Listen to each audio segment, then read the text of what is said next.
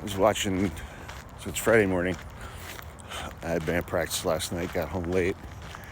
I was watching Maddow while I was having some dinner at like 10 p.m. And she was talking about the Supreme Court decision that came out yesterday, the unanimous decision, 9-0, that the government must facilitate the return from an El Salvadoran prison of that father from Maryland, who the government said was a member of El Salvadoran gang MS-13, but offered no proof of that, and deported him in violation of other previous court orders. And in, I think, an unrelated hearing about the other young men deported to that same prison last week, she highlighted the back and forth in court between the judge and a Justice Department attorney. A Justice Department attorney who's been arguing on behalf of the government in immigration cases for 15 years. So he's not some Trump humper who slipped into that position with no qualifications. But the judge started asking him, "What's your evidence of X, Y, and Z?" "Well, Your Honor, I don't have any," the attorney said.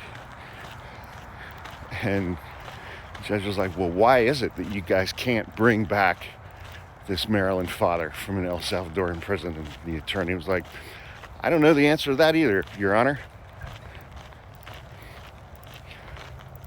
And after that hearing, that attorney was placed on administrative leave for failing to zealously advocate on behalf of the government, for refusing to lie to a federal judge in open court, which can get you disbarred, regardless of what administration you work for.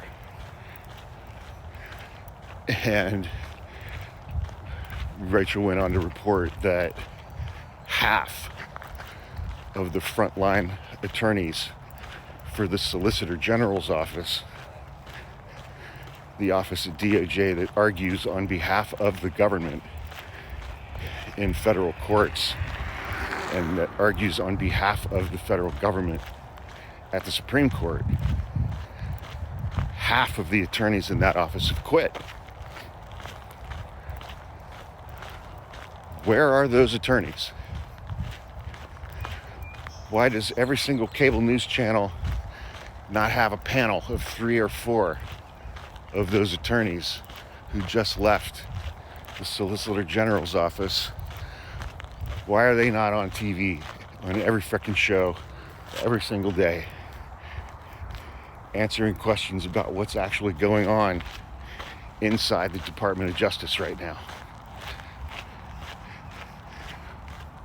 with a president who has taken over the Department of Justice and an attorney general who, if you do not lie to a federal judge in open court, places you on administrative leave?